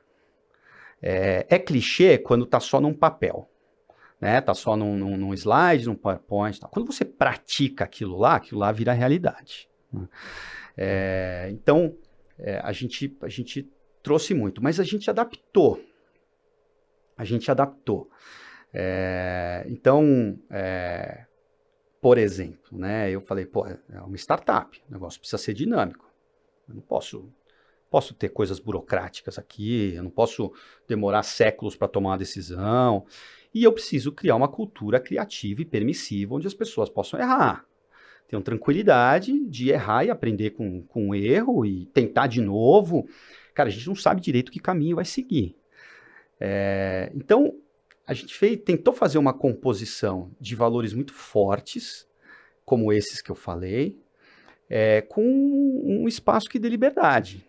A gente opera remoto, por opção. Começou por causa da pandemia, mas, cara, a pandemia acabou e a gente está operando remoto. E eu não vou ter um escritório, pelo menos no curto, médio prazo, eu não vou ter um escritório físico. Não quer dizer que eu não acho importante a gente se encontra, tá? A gente junta a equipe, não sei o quê. Mas eu entendi que a maioria dos profissionais que trabalham com a gente, o pessoal de tecnologia que desenvolve e tal, cara, é um pessoal que pode ser extremamente criativo, e às vezes muito mais criativo, trabalhando lá no canto dele, né? Entregando as coisas e tal. Então, e aí, assim, um livro que eu li assim que eu tomei a decisão de abrir a minha empresa é a história do Netflix, que em português, se não me engano, a regra é não ter regra. E eu, cara, falei, não, como é que eu crio? É claro que uma coisa é operar dessa maneira numa empresa enorme, outra coisa é numa empresa menor, mas assim, como é que eu crio esse ambiente onde as pessoas possam possam tentar, possam arriscar, possam dar cabeçada, errar, mesmo com um produto muito sério, né? Muito importante. Pô, imagina, a gente está lá com o planejamento financeiro da empresa. Então, como é que você junta o melhor dos dois mundos? E muito veio dessa minha experiência de Sony também, cara. Isso é muito legal. Agora, como empresário, tendo feito a transição de presidente de uma multinacional, eu creio que hoje você precisa fazer muito mais atividades operacionais do que um dia você já imaginou. E você não tem, para complementar, a grife no cartão de visitas. Como é que você trata essas duas questões? Bom, primeiro, eu já sabia que isso ia acontecer. Mas por mais que você se prepare para um negócio desse, depois que você já está um bom tempo vivendo isso daí, cara, em várias situações esse negócio pega. Agora, lembra da história da Silmara que você me contou? E da importância de você saber falar com todo mundo, né? E você falar de maneira natural, de você ser você mesmo, independente de você estar falando com uma pessoa que está começando agora, que entrou na tua empresa agora, ou com um cara que é CEO de uma multinacional, tal. Pô, você tem que ser você, né? E eu acho que essa característica me ajudou muito nisso que você está falando. Cara, eu sempre tive muito gosto, muita vontade de conversar com todo tipo de pessoa. E isso acho que se traduz em você fazer coisas que eu não fazia há muito tempo, que eu não tenho problema nenhum de fazer. Tirar o CNPJ da minha empresa, contratar uma empresa para me ajudar a construir a marca, fazer uma estratégia de marketing. Cara, eu vou viajar, eu entro lá, eu buco, né, a minha viagem, eu não tenho uma assistente, não tenho nada disso. E não tem problema nenhum. E a questão da grife, aí eu acho que entra a história da qualidade do networking, né? Claro que a grife abre portas, mas eu acho que o que mais abre porta é você. E se você criou essa marca onde as pessoas confiam em você, independente de onde você esteja, você vai passar por situações superficiais onde você não consegue entrar porque você não tem mais a marca, mas em situações importantes e mais profundas, cara, você entra. Você entra. E daí a importância de você. Agora, de novo, cara, a prática ela não é simples. Se eu te disser, nos últimos 3 anos e pouco que a gente abriu empresa, que em nenhum momento eu tive saudade da grife, de ser parte. Mentira. Tive. Tive várias vezes. Muitas vezes. Mas o importante é você estar preparado, você saber que isso vai acontecer. E você ter eu quero muito que a minha empresa dê certo, eu quero muito fazer esse negócio acontecer, eu já tomei a decisão, eu não estou olhando para o lado, eu estou olhando para frente. Se você tiver muita certeza disso daí, e você tiver trabalhado a tua cabeça anteriormente, para entender que esse tipo de coisa, esse tipo de pensamento vai passar na tua cabeça, que você vai viver situações onde a grife não está mais lá e você talvez não teve a entrada que você tinha antes, cara, você está preparado. Você está preparado. Todo mundo tem o seu limite. Eu entendo alguém estar na minha situação e falar assim, cara, o meu limite eu não consigo, né, chegar até esse ponto. Mas, no meu caso, eu acho que, assim, eu me preparei bastante para isso daí, cara. Não, eu te fiz as duas perguntas juntas, né? Eu fiz essa transição, né? Deixei secretário, assistente, vaga com meu nome, carro da empresa, viagem em classe executiva internacional, 50 mil vezes de viagem para a Alemanha, excelentes hotéis, não precisava me preocupar com um monte de coisa, e de repente eu fui empreender. E faz 16 anos que eu abri a primeira empresa. E até hoje quem buca as minhas viagens sou eu. Eu entendo que não tem ninguém melhor do que eu para fazer uma compra assertiva da minha viagem, até porque eu tenho uma característica que é insana, né? E você falou em 40 vezes para o Japão, eu tenho mais de 40 viagens também, só que para a China. E normalmente, quando eu desembarco na China, eu desembarco de manhã, desço do avião, vou pro banheiro, troco de roupa, passo um perfume e vou trabalhar. E aí as pessoas falam assim, várias vezes, cara. mas é insano, quer dizer, você atravessou o mundo, 30 e tantas horas de voo e você não vai pro hotel descansar? Não. Assim, mas por que não? Ué, porque eu descansei no avião, eu fui dormindo no avião. Né? Então, não tem ninguém, na minha cabeça, melhor para entender quais são as melhores opções, tanto do ponto de vista econômica quanto logística, do que eu. Então eu faço. E aí eu creio muito, Ricardo, que quando a gente faz uma transição tranquila do ponto de vista emocional, a gente não sente falta, porque a gente desce para um nível operacional que quando você tem lá as assistentes, todos aqueles departamentos separados, com vida própria, não falta grana, nada, você não vai descer. Por outro lado, eu tenho alguns amigos, colegas que fizeram essa transição com muito sofrimento. Mas o sofrimento não é só a grife que perdeu. O sofrimento é fazer o book da viagem. Né? E aí assim faz toda a diferença. Eu acho que é bem legal esse equilíbrio, esse planejamento, essa transição. Muito bacana, viu? Muito bacana mesmo. E assim, para a gente fechar, eu queria que você deixasse uma mensagem para 2 públicos distintos. Para o jovem que está entrando no mercado de trabalho, que pretende seguir uma carreira, e para aquele carreirista que está em dúvidas se faz ou não faz uma transição e passa para o lado de cá, para o lado de risco, para o lado de empreender na própria empresa e se tornar um empresário. Legal.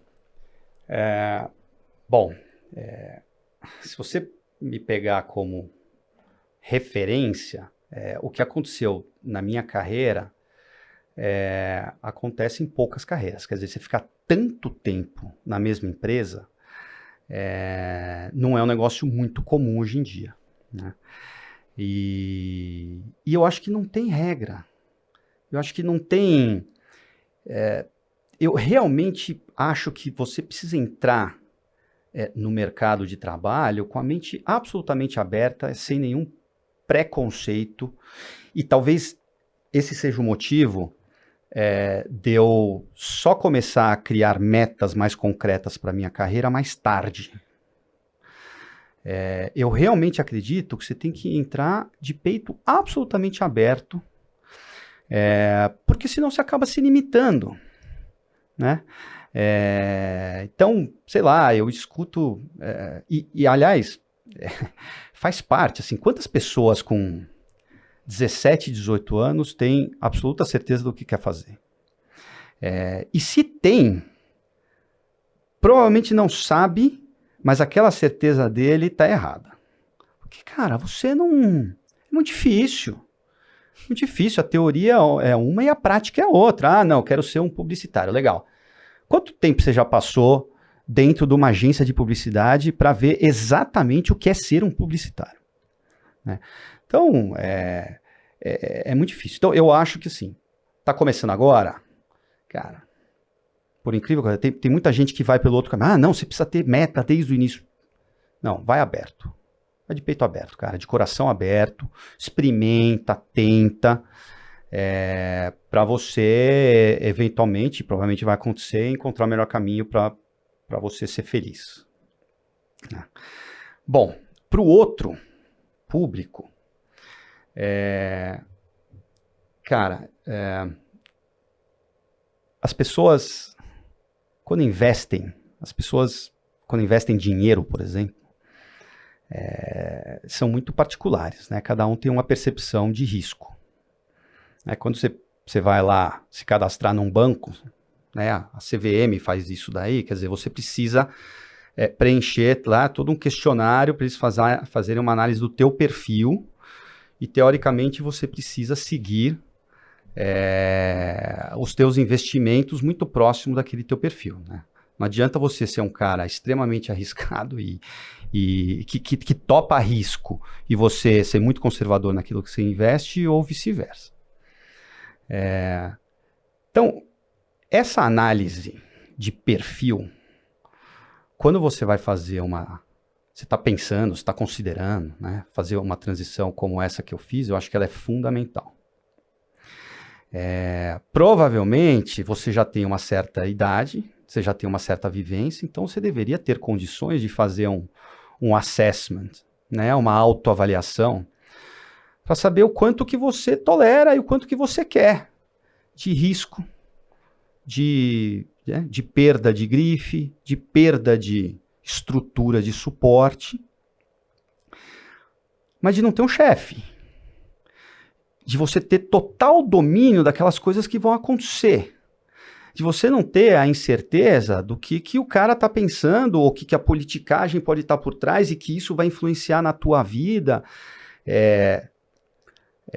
e aquelas coisas que você quer fazer dentro da tua empresa, mas você é a tua empresa, mas não é porque você é funcionário. Cara, eu gosto dos dois mundos, eu adoro os dois mundos. Mas a resposta está dentro de você, o quanto que você tem apetite para uma coisa ou para outra. Se você tem uma dificuldade de se vislumbrar naquilo lá, naquele passo diferente, se você não sabe direito como vai ser, a minha sugestão é que você pare um pouco e pense mais. E tem uma outra coisa também, cara. Eu acredito muito, e isso eu vi quando eu fui lá para Stanford, que eu fiquei 2 semanas lá, e eu acredito que isso vai acontecer em algum momento aqui no Brasil também, que hoje a gente fala muito, né? A pessoa é executivo ou a pessoa é empreendedora. Cara, lá as coisas se confundem. Você está executivo ou você está empreendedor. Você não toma uma decisão definitiva de vida, necessariamente. E eu acho que essas coisas vão se cruzar cada vez mais. Eu acho que você vai começar executivo, você vai virar empreendedor, você vai ser um empreendedor dentro da empresa que você é funcionário. Essas coisas vão ser cada vez mais mescladas. Eu acredito muito nisso daí. Até porque quem disse que para empreender você tem que ser empresário? Não tem nada a ver. Você deveria, aliás, empreender na sua carreira desde o momento que você entra numa determinada empresa. Como é que você vai empreender? Você vai analisar os teus pares, os teus superiores, os teus, entre aspas, concorrentes, os teus gaps, os teus stakeholders.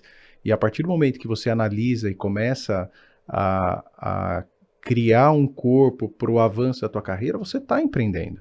É que a gente aqui no Brasil usa o termo empreender para se autodenominar empresário. Né? Mas você está coberto de razão. Esse trânsito ele deveria ser muito mais livre. Total. Né?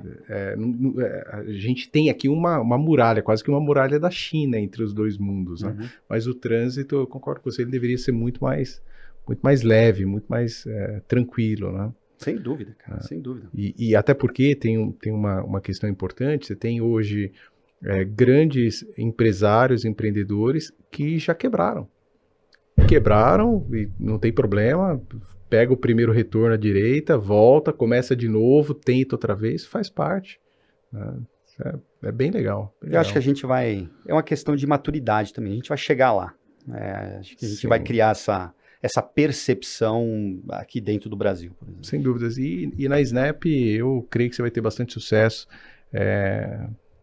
Vou te dizer que praticamente todos nós que temos ERP sofremos um bocado, seja para planejar, seja para customizar, né? Sempre muito, muito difícil e a partir do momento que a gente implementa um determinado ERP, sair dele é mais complicado ainda, né? Você acaba virando refém e as soluções que você tem certamente vão trazer muito mais leveza, vão trazer a gestão muito mais à mão e assim, à frente tem o Luciano, teu sócio, tem você.